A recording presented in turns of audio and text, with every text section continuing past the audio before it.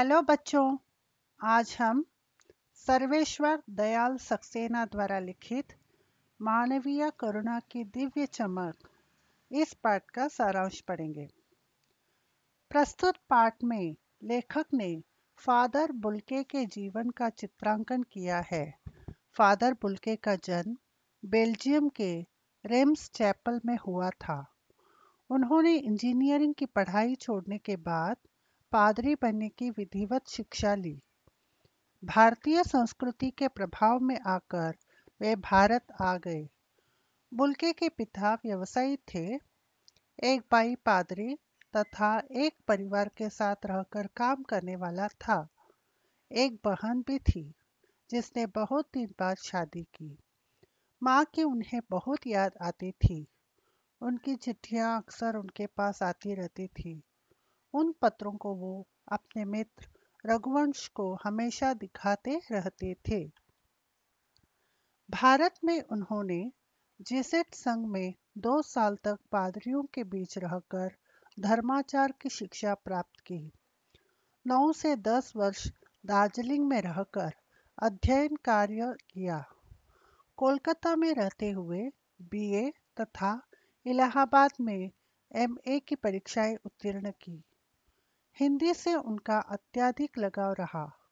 उन्होंने प्रयाग विश्वविद्यालय के हिंदी विभाग से सन 1950 शोध प्रबंध राम कथा उत्पत्ति और विकास लिखा।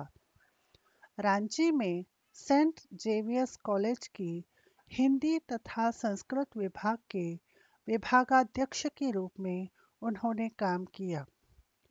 बुल्के ने मातरलिंग के प्रसिद्ध नाटक ब्लू बर्ड का रूपांतर नीला पक्षी के नाम से किया।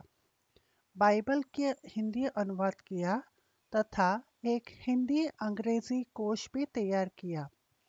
वे भारत में रहते हुए 2-4 बार ही बेल्जियम गए।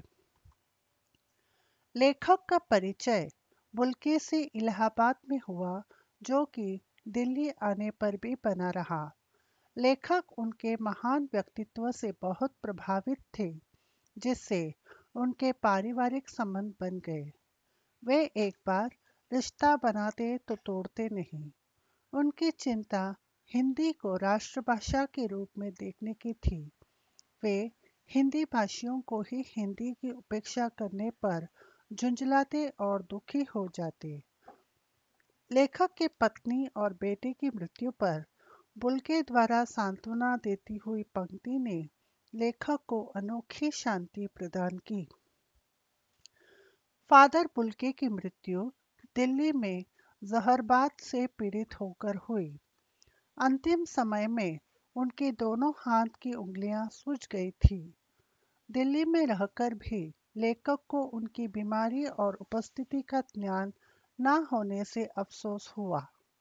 18 अगस्त 1982 को सुबह 10 बजे कश्मीरी गेट निकलसन कब्रगाह में उनका ताबूत एक नीली गाड़ी से रघुवंश जी के बेटे परिजन राजेश्वर सिंह और कुछ पादरियों ने उतारा और अंतिम छोर पर पेड़ों की घनी छाया से ढके कब्र तक ले जाया गया।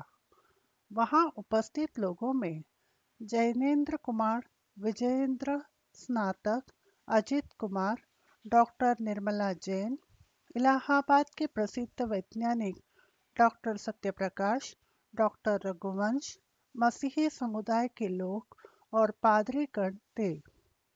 फादर बुल्केकर मृत शरीर को कब्र पर लिटाने के बाद रांची के फादर पास्कल तोयना ने मसीही विधि से अंतिम संस्कार किया और सबने श्रद्धांजलि अर्पित की। लेखक के अनुसार फादर ने सभी को जीवन भर अमृत पिलाया, फिर भी ईश्वर ने उन्हें जहरबाद द्वारा मृत्यु देकर अन्याय किया।